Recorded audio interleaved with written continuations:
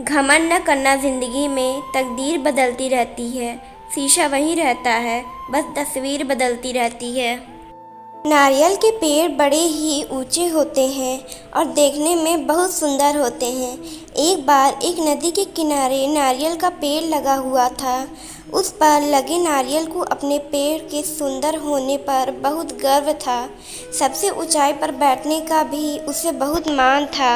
इस कारण घमंड में चूर नारियल हमेशा नदी के पत्थर को तुच्छ पड़ा हुआ कहकर उसका अपमान करता रहता। एक बार एक शिल्पकार उस पत्थर को लेकर बैठ गया और उसे तराशने के लिए उस पर तरह तरह से प्रहार करने लगा। यह देख नारियल को और अधिक आनंद आ गया। उसने कहा, ऐ पत्थर, तेरी भी क्या जिंदगी है।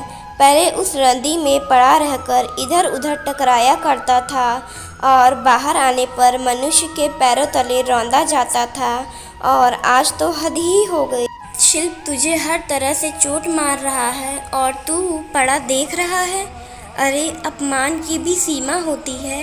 कैसे तुच्छ जिंदगी जी रहा है।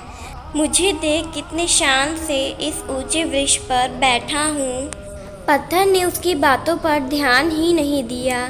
नारियल रोज इसी तरह पत्थर को अपमानित करता रहता। कुछ दिनों बाद उस शिल्पकार ने पत्थर को तराश कर शालिग्राम बनाए और पूर्ण आदर के साथ उसकी स्थापना मंदिर में की गई। पूजा के लिए नारियल को पत्थर के बने उन शालिग्राम के चरणों में चढ़ाया गया। इस पर पत्थर ने नारियल से बोला, नारियल भाई, कष्ट सहकर मुझे जो जीवन मिला उसे ईश्वर की प्रतिमा का मान मिला। मैं आज तराशने पर ईश्वर के समतुल्य माना गया। तो सदैव अपने कर्म करते हैं वे आदर के पात्र बनते हैं, लेकिन जो अहंकार घमंड का भार लिए घूमते हैं वो नीचे आ गिरते हैं। ईश्वर के लिए संपन्न का महत्व है, घमंड का नहीं। पूरी बात नारियल ने सिर झुकाकर स्वीकार की, जिस पर नदी बोली, इसे ही कहते हैं घमंडी का सर नीचा।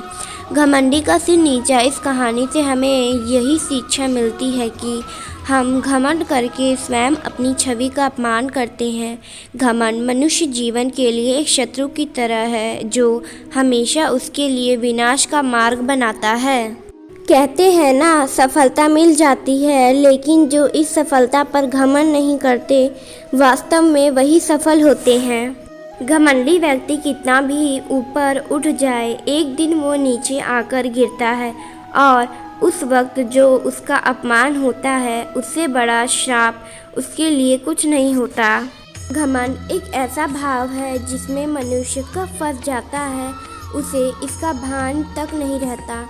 इसलिए सदैव अपने जीवन का अवलोकन करना चाहिए।